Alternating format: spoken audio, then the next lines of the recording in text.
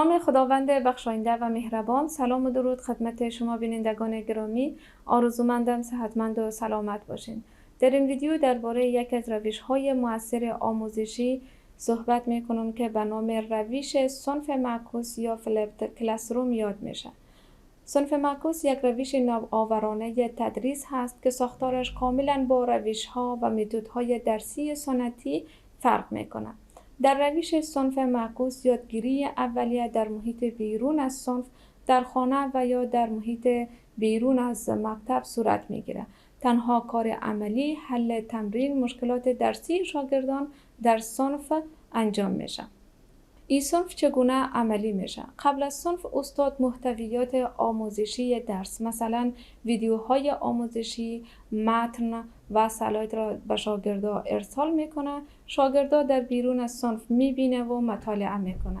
در صنف استاد به جای توضیح درس جدید شاگردا را راهنمایی میکنه تا عملی کار کنه، بحث کنه، مشکلات درسی و تمرین حل کنه.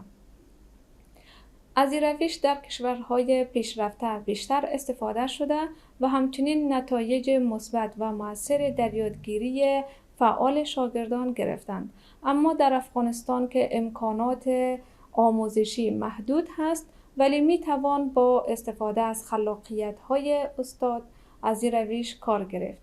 به طور مثال شاگردان مکاتبی که به اینترنت دسترسی داره، استاد میتونه که ویدیوهای آموزشی موجود در یوتیوب از طریق واتساپ، تلگرام، ایمیل برای شاگردا ارسال کنه و از شاگردا بخواد که مطالعه کنه. اما شاگردان مکاتبی که به اینترنت دسترسی نداره، استاد میتونه که محتویات آموزشی را در فلش گرفته و در اختیار شاگردان قرار بده و یا اینکه محتویات آموزشی را به شکل نوشتاری، متن‌های کوتاه و خلاصه شده و همچنین به شکل توضیح شفاهی، یعنی هم به شکل صوتی و هم به شکل مطالعه‌ای تبدیل کرده و در اختیار شاگردا قرار داده و شاگردا بخواهد که مطالعه کنند. از این روش بیشتر در صنوف بالاتر از 7 مورد استفاده داره، چون شاگردا قابلیت خواندن و نوشتن و همچنین به طور نسبی استفاده از تکنولوژی را میدانند.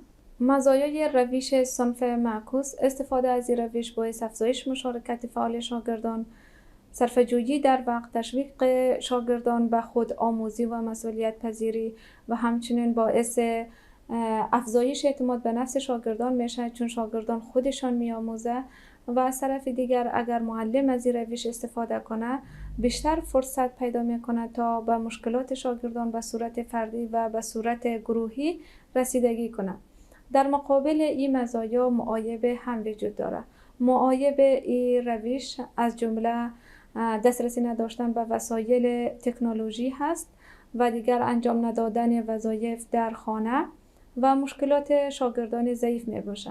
اگر شاگردان به وسایل تکنولوژی مثلا اینترنت و موبایل هوشمند یا کامپیوتر دسترسی نداشته باشه، این سبب میشه که روش صنف معکوس بسیار به مشکل انجام شود. و همچنین شاگردانی که مسئولیت پذیر نیست، فعالیتی که داده میشه در خانه انجام نمیده و یک تعداد شاگردان هست نمیتونه که موضوع رو درک کنه، نیاز به کمک داره، نیاز به توضیح داره و در فامیل هم کسی نیست که شاگرد را کمک کنه. بنابراین این نکات از جمله معایب روش صنف معکوس می باشه. اگر بخوایم موضوع دوران آب را با استفاده از روش صنف معکوس برای شاگردان تدریس کنیم، چه کار میکنیم؟ در ابتدا محتویات آموزشی راجع به آب را برای شاگردان ارسال میکنیم. مثلا ویدیوهای آموزشی تهیه شده توسط افران در ارتباط به دوران آب را برای شاگردا ارسال میکنیم. شاگردا این ویدیوها را در خانه میبینه و مطالعه میکنه. در صنف شاگردا میخواهیم که دوران آب را به صورت گروهی ترسیم کنه و یا به صورت عملی تشکیل باران را کار کنه و همچنین در رابطه با تشکیل باران، ابرها و بخار با همدیگر بحث کنه.